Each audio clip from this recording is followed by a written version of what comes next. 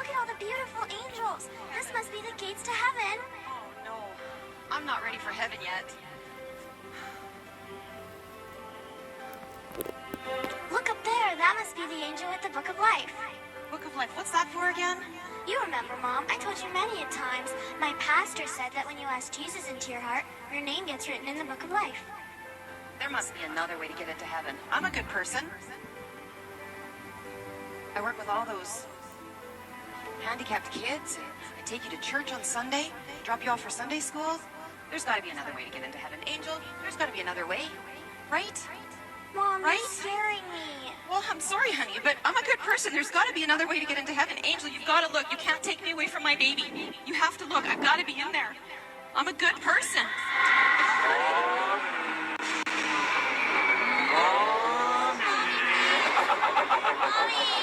Demons, reject the mother. She belongs to me. Take her away. Mommy, please don't leave me. Mommy, please. Mommy, I need you. Why didn't you give your life to Jesus? Mommy, please. Please. I need you. Please.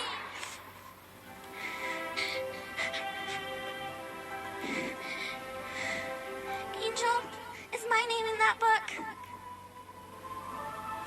For God so loved this world, that he gave his only begotten Son, Jesus, that whosoever believeth in him, in Jesus, should never perish. No man needs to perish, but all may have eternal life.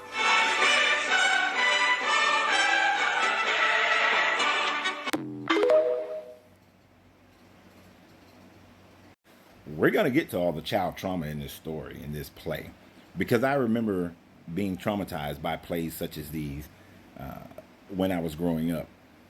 Very elaborate. But I want you to think about something.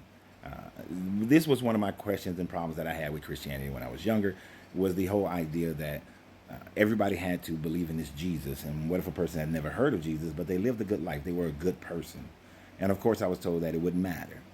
It wouldn't matter if they lived a good life, but if they ever heard about Jesus, that they were supposed to go to Jesus, and that's it. Now, it doesn't matter if they had been born in Saudi Arabia, grew up their entire life indoctrinated into Islam, born in India, indoctrinated into Hindu, that they are supposed to convert over to Jesus once they hear the Gospels.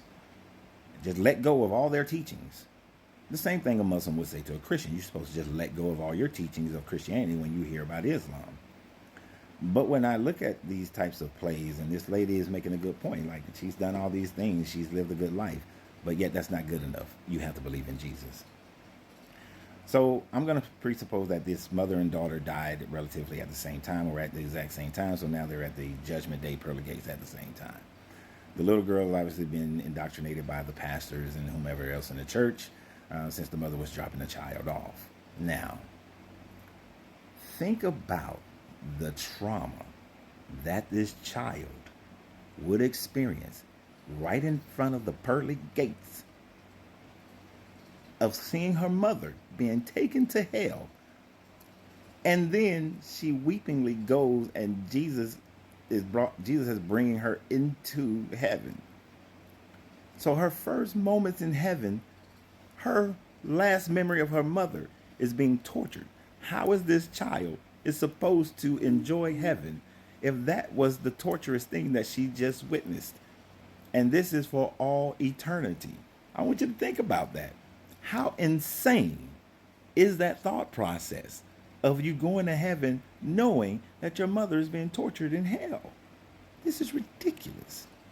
But actually, if you actually look at some of the Pauline writings in Rome, it actually says that if a sinful person, it was talking about sexual sins, but if a sinful person, if you find a sinful person, then you are supposed to send them to Satan so that they can die of their flesh to Satan and their soul can be saved to God in judgment.